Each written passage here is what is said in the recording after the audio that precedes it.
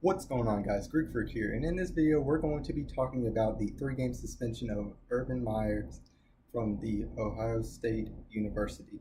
Now, I've been wanting just to make sure that I got my take as far as on this situation that had occurred. Now, they've now decided after the investigations, of which was the mishandling of sort of hiring and not releasing or firing Zach Smith, who should have been fired a long time ago, but instead hiring him twice, once with Florida and once with Ohio State, and Ohio State had came up with their own self-investigation in order to decide what was best for the institution to pick a 3-game suspension, which I believe is a terrible, terrible thing. Now, the number one thing I want to make sure that I get out the way is what Zach Smith was accused of. And I think it was best explained in this clip for ESPN. So I want you guys to hear that. This is what Zach Smith did over a decade while working for Urban Meyer. A 2009 domestic violence incident, a 2013 DUI incident, a 2014 $600 strip club bill with high school coaches on a recruiting trip, not exactly a big baller. From 2014 to 2016, abuse of credit cards that was required to be addressed by the Ohio State administration. In 2015, another domestic violence incident. Then, late to practices, no-showed recruits, generally lied about showing up to see recruits, and failed at his job that he was actually hired for. Then, from 2015 to 16, took pictures of his junk at work, and oh yeah, by the way, at the White House. I'm not done. Then he had an affair at work with the work secretary. It goes on. Then he ordered sex toys in 2016 to be delivered to the Woody Hayes Sports Complex there at Ohio State.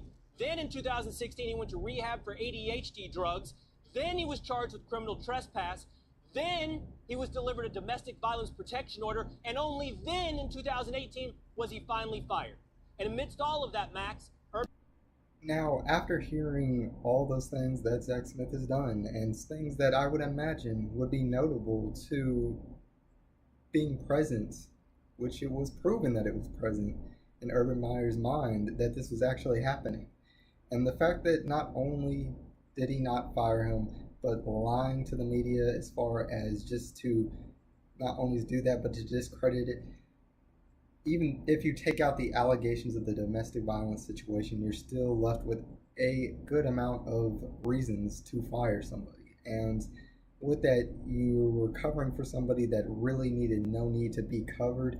And in many cases, we're looking at a situation that really is more than 3 games. I believe that should be your job right there, especially after lying about the entire offense. Now, I think it's unexcusable what happened as far as for that many offenses to be swept under the rug, not talked about, and only being proven after the fact that this has been happening under a self-investigation as well.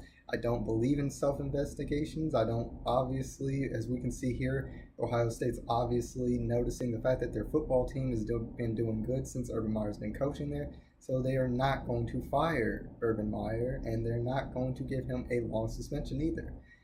Now, I believe out of their schedule, the 3 games that they have suspended him, the hardest game that they have is TCU, which is a 80% chance of winning the game. So it's nothing at all as far as a effect to their season. It is not an effect to their organization at all as far as what they're doing, the recruiting, anything as far as that, which I believe the fact in a situation like this should have been stepped in. This shouldn't have him being fired from his job. This is unexcusable.